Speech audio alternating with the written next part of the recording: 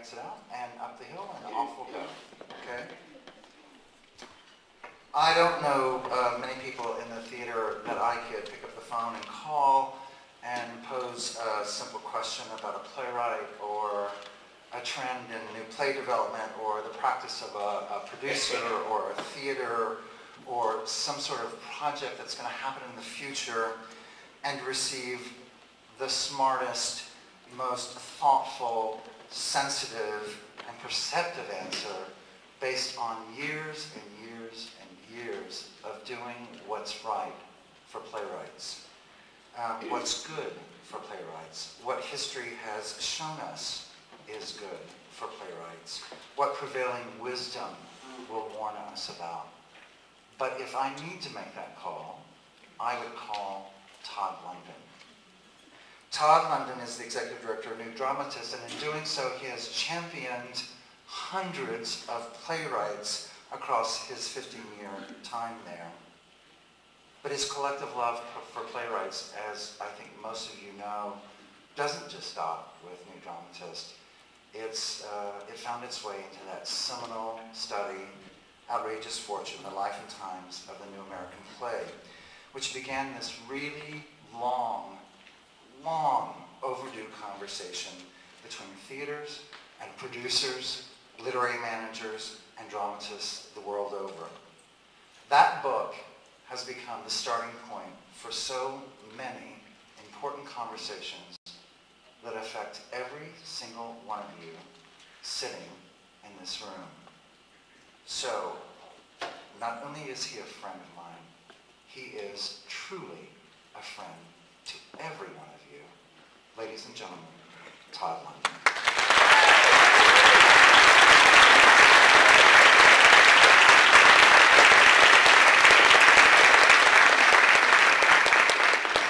First they make you cry, then they make you talk.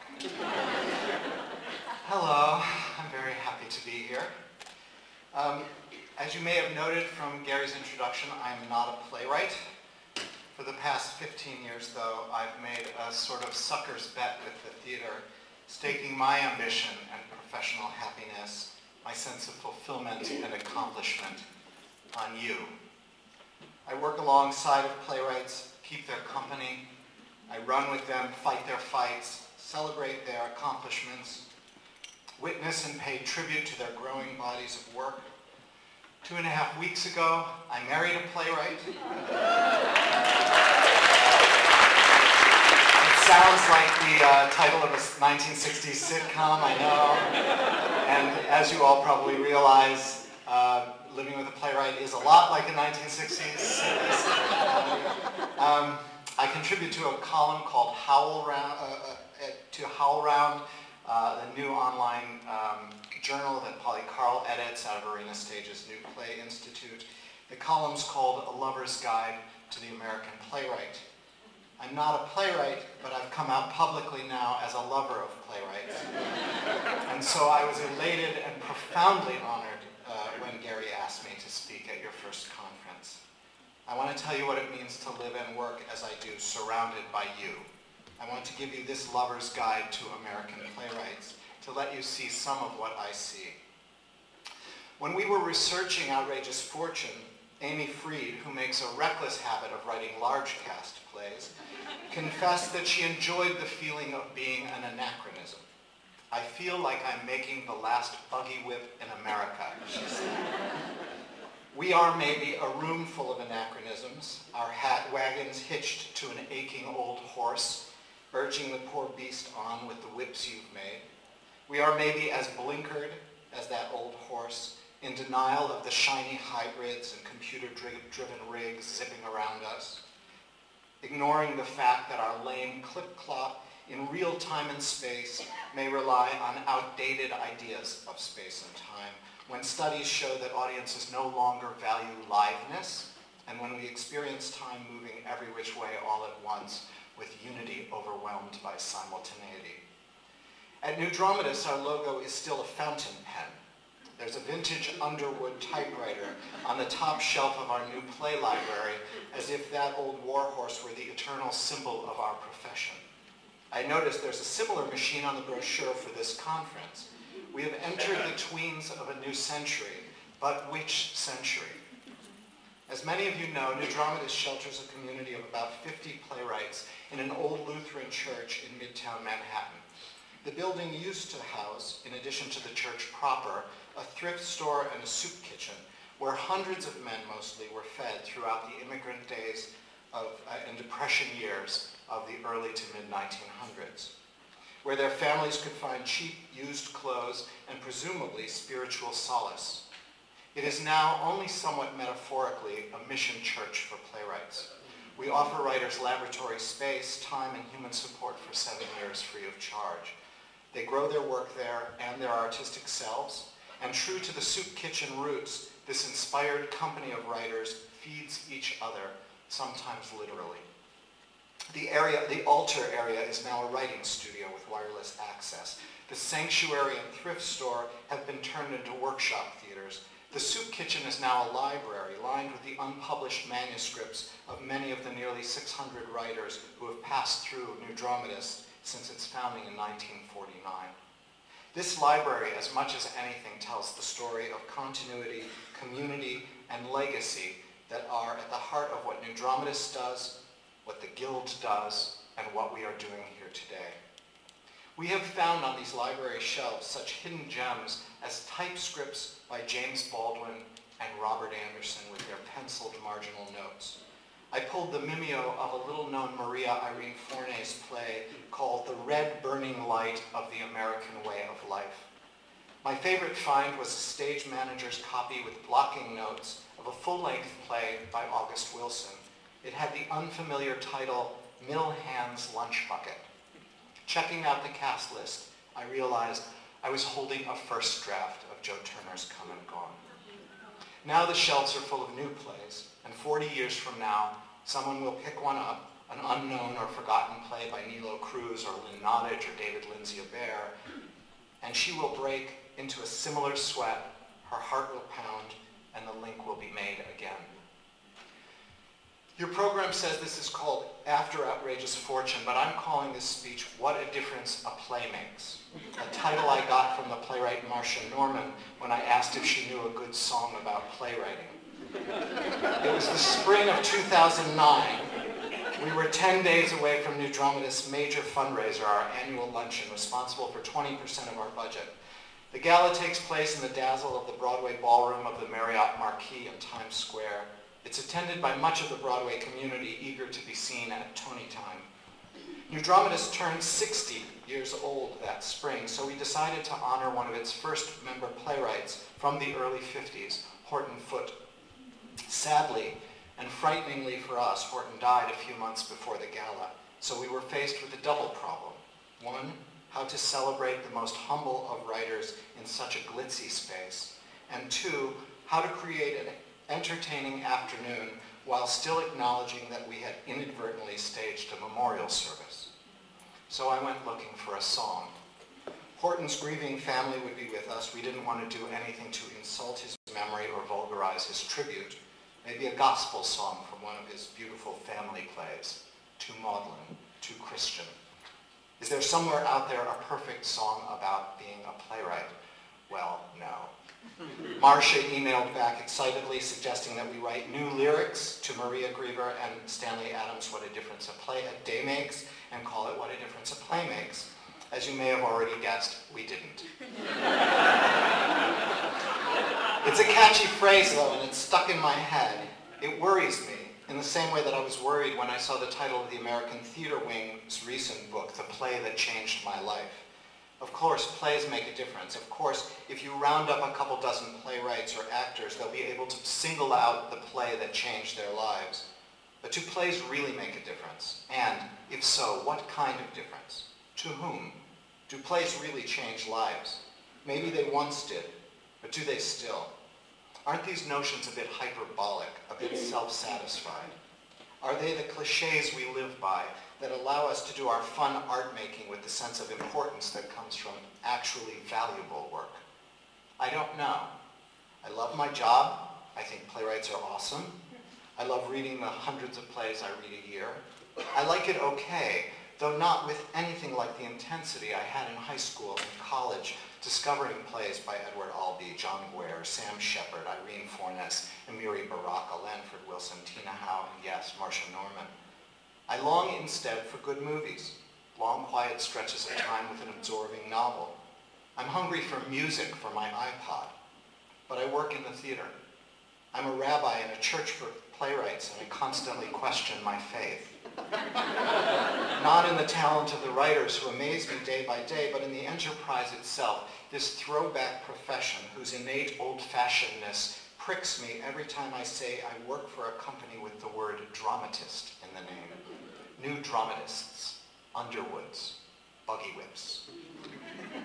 No, I didn't find a song for our gala. Instead, we had playwrights read short scenes by other playwrights, alumni of New Dramatists who had, like Hortonfoot, died recently.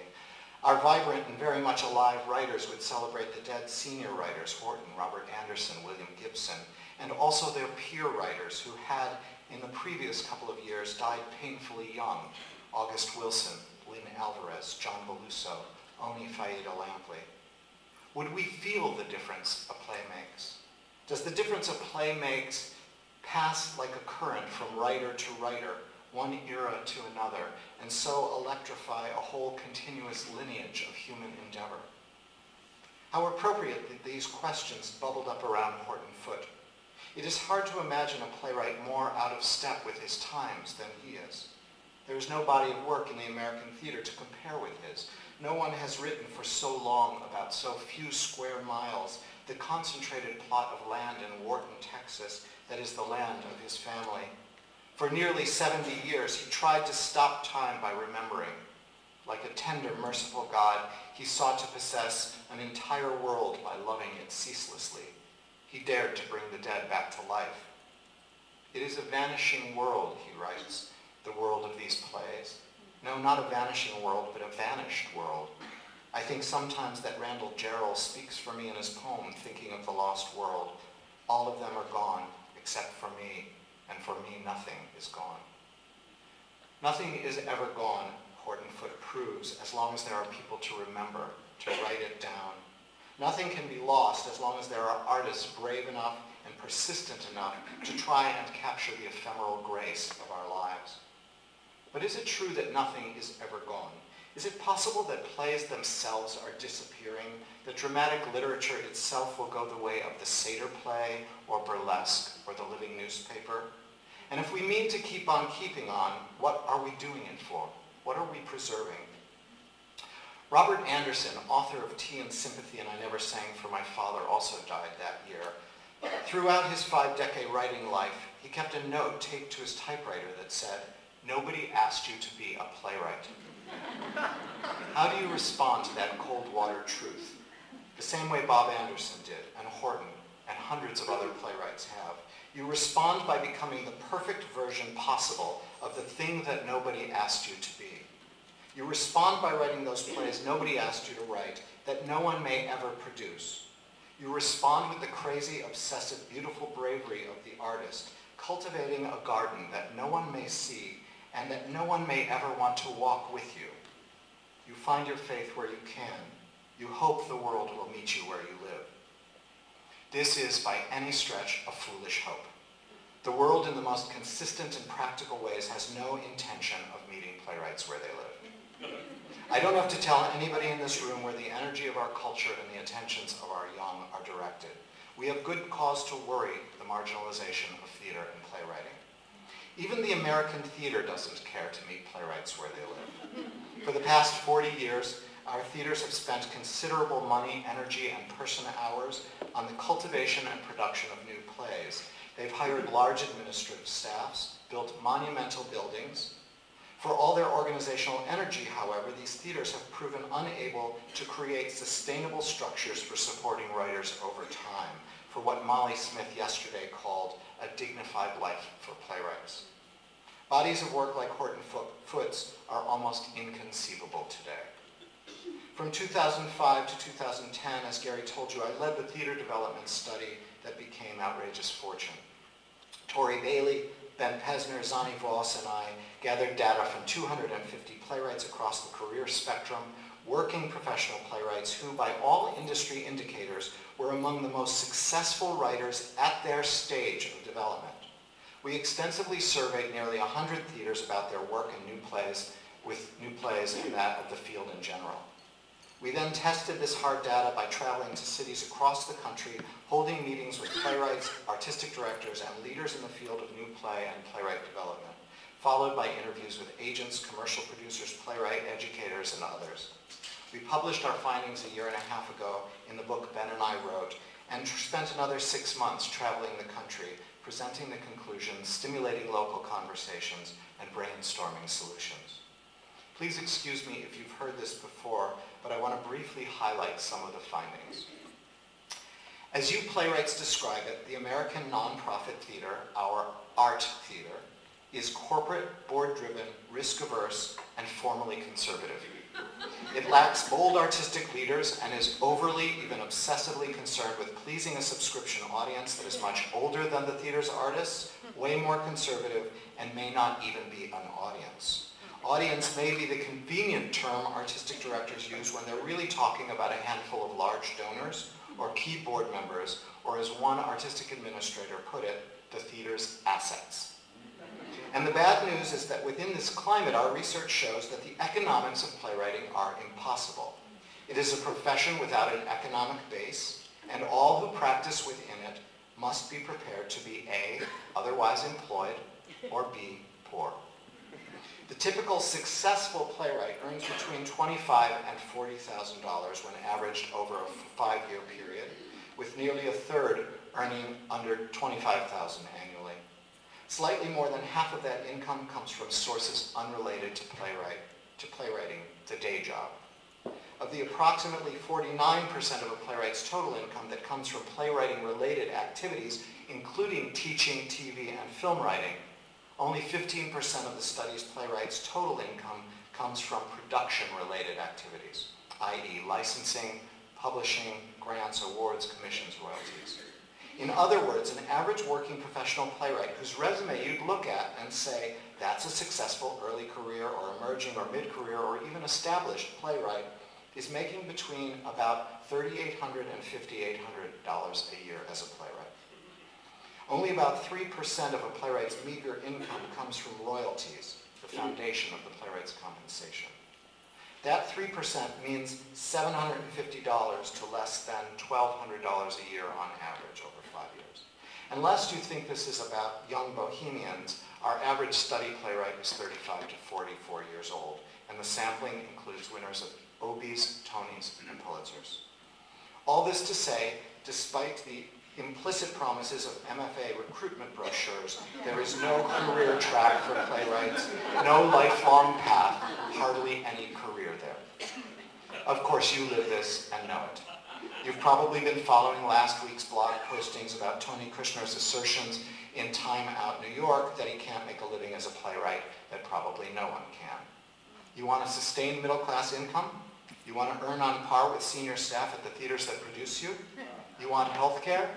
Playwriting is not the answer. In short, the mechanism of the theater has, I'm glad you can still laugh. In short, the mechanism of theater has cast playwrights out of the inner workings of the theaters themselves. The economics of theater has not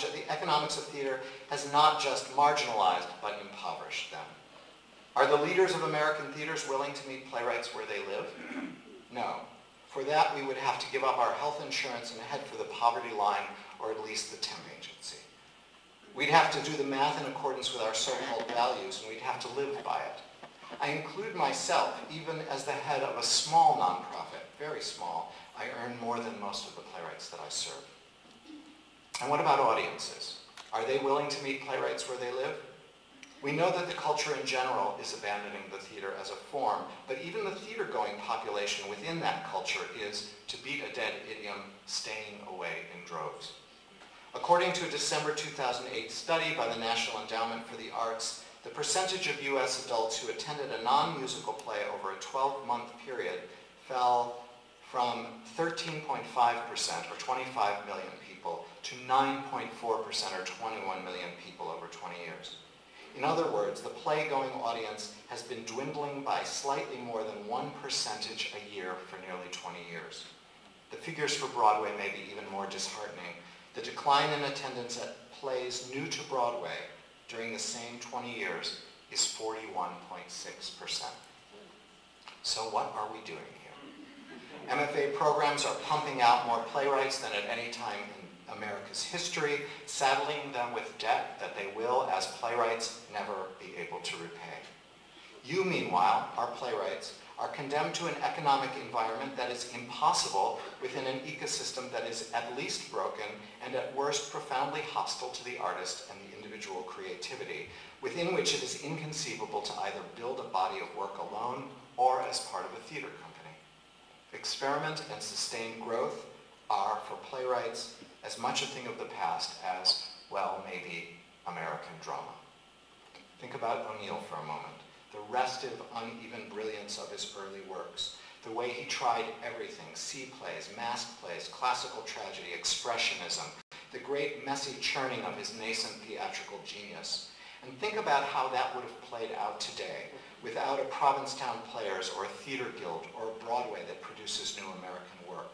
How could he have wrestled with scale, with non-naturalistic techniques, with all the chaff you have to sort through to get to the wheat?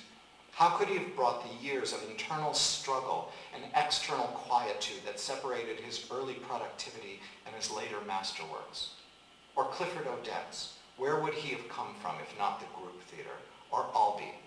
Without the sensational attention garnered by his earlier plays, how would he have survived his long time in the theatrical wilderness, the time that made his renaissance over the past dozen years possible? Or again, Hortonfoot, how can you sustain a loving body of work in a field that won't sustain you, that won't, excuse me, but I have to say it, love you? So we find ourselves in a strange land. The people in this room make their lives in a world that is, if not leaving them in the dust, at least pushing them to the side, paying them on the cheap, and voting against their relevance with fleeting feet. The name of the song I take my title from was originally What a Difference a Day Made, past tense. Singers changed the song, and so it comes to us in the present. Is it possible that the difference a play makes is also past tense, that plays made a difference in the days of Miller and Williams, the early primes of Hansberry and Albee, the first explosive years of off Broadway, but that the present is too imperfect, that the present of playwriting is a thing of the past? For me personally, this is all a challenge, first and foremost to idealism, to those idealistic impulses that got me, and I suspect most of us, into the theater in the first place. Yes, Shaw warns against idealists. Yes, O'Neill shows us people nursing their pipe dreams like desperate drunks with only a few drops left in the bottle. Still, the ideals are there, desperate, delusional, or even destructive as they might be. The ideal of individual voice, the ideal of imagination, the ideal of creative freedom, the ideal of the artist as the soul in the machine of the institutional capitalist culture, the ideal of theatrical communion and sacred exchange, the ideal of a world, if only on stage, where mind, heart, spirit, and body work together to get us through the confused drama or pathetic comedy that is life. The ideal which pumps in the blood of every writer I know, that insists we take the ways of the world personally, that we respond to it wholly, that the world we have inherited is ours to recreate, rewrite, and revise. Happily, as Molly so passionately argued last night, some of the findings of Outrageous Fortune are undergoing revision. We knew when we were working on it that we were part of a moment of change. David Dower was researching what he called the New Works sector on a grant from the Mellon Foundation. Funders like Mellon were reevaluating their priorities. Long-term efforts were starting to pay off. It is now an explicit imperative in our field to improve conditions for playwrights. That's my way of saying what Molly said last night when she described a moment of great energy and intention around playwriting. We have together made this happen. The Guild's multi-year push for theaters to give up subsidiary rights participation has swayed the Center Theater Group in LA and recently New York City's Roundabout and public theaters, breaking the ice on a previously frozen situation, what your former president, John Wideman, describes as a weird seismic shift. Tomorrow you'll hear from Julia. Tomorrow you'll hear from Julia Jordan, who casually called a meeting of women playwright friends and wound up leading the charge for gender parity on American stages, with immediate results. Julia, with Marcia Norman and Teresa Rebeck, created a new award, the Lilies, which has in 2 years honored dozens of women, some overlooked, in the theater. The Guild has agreed to permanently fund it. You've heard about it.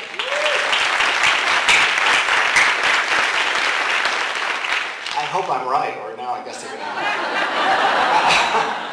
You've heard about Arena Stage, one of our first regional theaters embracing its historical responsibility to lead.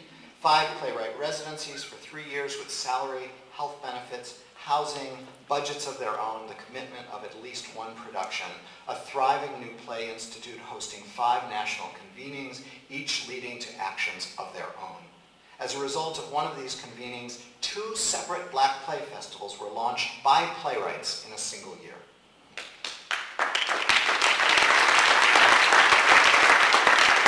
Even small theaters like New York's new Playwrights Realm are offering other theaters money to incentivize second productions.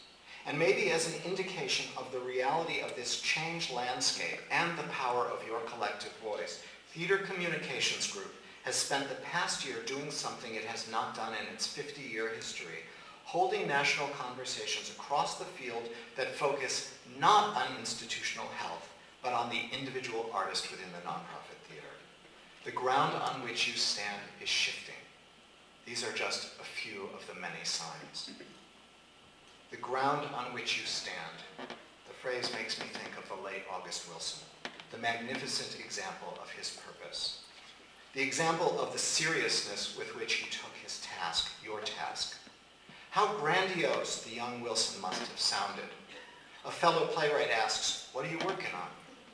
Wilson responds, "I'm writing a 10-play cycle, one for each decade of the 20th century. It will encompass slavery, the African diaspora, the migration of 5 million blacks to the north, and the lives of Africans in America against the backdrop of our evolving culture. One character is as old as slavery. She'll die at 287. They're meant to be performed at every theater in the country, and then on Broadway." What do you say to that ambition? Who dares dismiss it? Will a troubled profession trample it?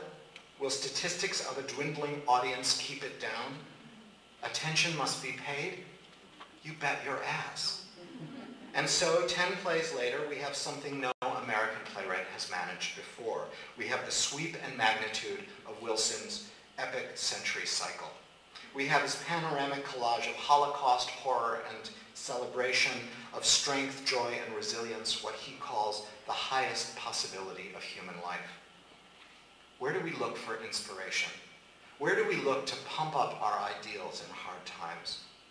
Because the fates marked me down as a theater geek, I look to playwrights. Because we know, as every child knows, that when you stare at a thing, it grows larger. A flower, a face, a play. We are among those people who stare at plays. And when we do, the machine of the culture quiets, and the soul in the machine speaks.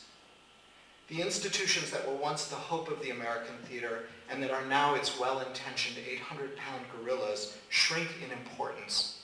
Individual talent sizes up. The institutional theater isn't evil at all. It's misguided. It created important new paths, and then inevitably got lost on some of them. It too often treats the individual artist with a sort of proprietary neglect. I own your opportunities. I neglect you. You in the Guild know precisely how to respond. Assert individual voice and vision, and organize. Your strength, your magnificent example, is in each of you alone and in all of you together. That great swelling oxymoron, a community of writers. I lived with playwrights for 7 years, watched them grow bodies of work. It's my way of staring. And when I write about them, when I celebrate the living or eulogize the dead, I touch something, even if I can't completely understand it. This something is the difference their plays make. This something has to do with freedom. It's the only word I have for it. It's the thing about which playwrights have taught me the most. I've learned about it from the size of August's people, the things they carry, the selves they carry, despite the constriction they labor under. I've learned about it from less well-known playwrights, from adventurers like Carlisle Brown and Liz Duffy Adams, from the exuberant maximalist Glenn Berger and the architectural minimalist Melissa James Gibson, from Octavio Solis, Diana Sun, Eric N., Stephen Girgis, Marcus Gardley, Doug Wright, Karen Hartman, Luis Alfaro, Lisa D'Amour, Daniel Alexander Jones, and Annie Baker, all exquisitely, adamantly themselves. Lynn Nottage's refusal to write in a single voice. David Grimm's refusal to tame sexuality. David Greenspan's refusal to be anyone but David Greenspan. You are slippery, free-thinking beings, you playwrights. Houdinis in a corporate culture, escapists from the boxes critics put you in, keepers of ecstasy and empathy, speaking on voice and in tongues, simultaneously holding fast to your point of view and suspending it utterly so that the populace of your plays can have their own angles of vision. You are slippery because you strive after freedom, knowing, and this I have learned from you, that freedom is a practice. You can aspire to it, but never attain it. Personally, artistically, politically, and historically, freedom is fleeting. We glimpse it in the holy material of our ordinary lives. Art makes us happy because it gives us a glance at our potential for freedom. You are slippery and you teach me freedom, but not because you are free. You are not. You are, like all writers, plagued by bitterness, which is the real enemy and which threatens even the most talented and enthusiastic among you. The poet Robert Kelly put it perfectly: bitterness has killed more poets than neglect and poverty combined. I wish you release from bitterness. You aren't free because you're forced to spend so much time thinking about money. You aren't free because of the double whammy of neglect and lack of resources that breeds envy, an envy that fuels that killing bitterness. I wish you release from envy. You aren't free when you remain passive, blaming the faults of the theater on everyone else, instead of asserting your natural role as leaders in the field.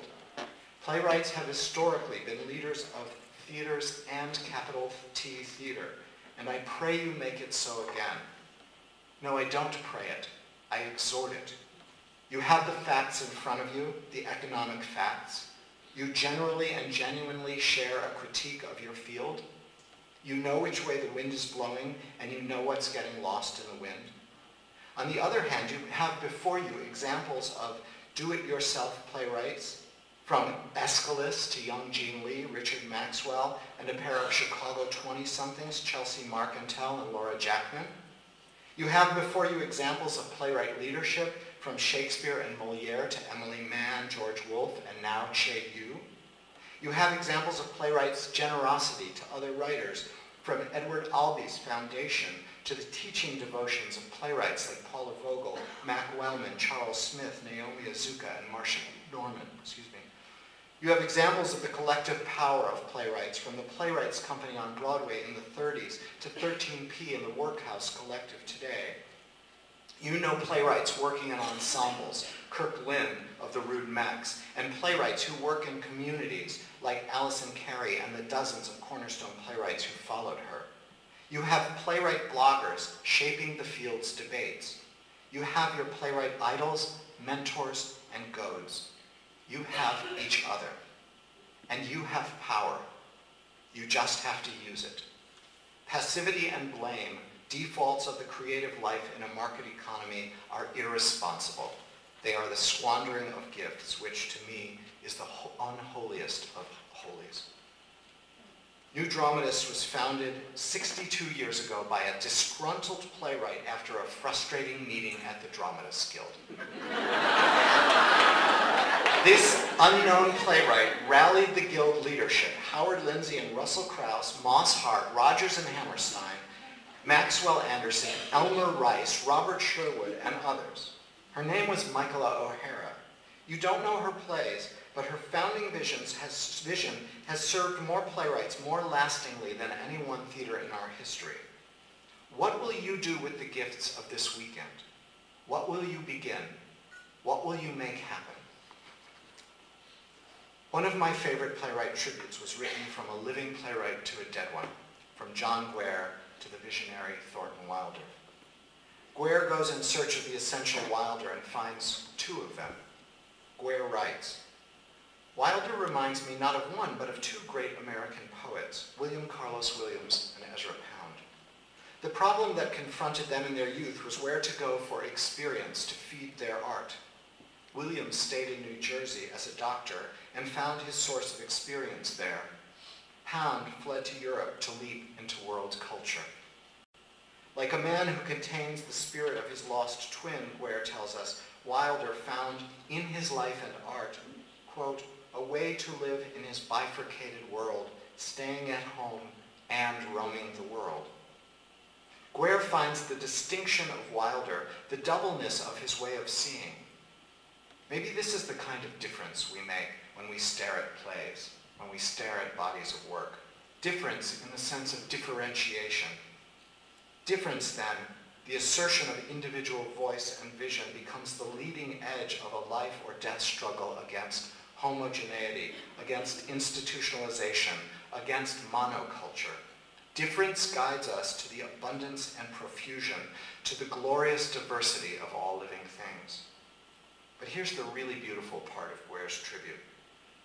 Having located Thornton Wilder's distinction, his double distinction, Guare follows Wilder's own example and connects him to all the playwrights before and since. Remember the philosophers in Skin of Our Teeth. Guare again. Take the image of the parade of philosophers from Pullman Car Hiawatha and the Skin of Our Teeth, and imagine that parade not of philosophers, but of playwrights, from Aeschylus on down, through Plautus and Hroswitha, and Calderon, and Marlowe, and Webster, and Dryden, and Bain, and Strindberg, and Shaw, and Wilde, and Pinheiro, and O'Neill, and Hellman, and Orton, and Albee, and Hansberry, and Shepard, and Mamet, and McNally, and Wilson, and Kushner, to every member of the Dramatists Guild, and to the next class of playwrights leaving Yale, or NYU, or Juilliard, or whatever drama school, or no drama school. Hear each generation saying, "Finish my work. Finish what I started. These are the questions I leave behind." What a brilliant gesture, a playwright's gesture. We find difference, the distinctions of voice and being, and then we join them in a grand parade, trumpeting connection and continuity, lineage and legacy, the unfinished work the dead bequeaths the living. All those playwrights, all those plays, those that will be forgotten, those that will be remembered, and those that will lie in wait to be discovered. Thank you.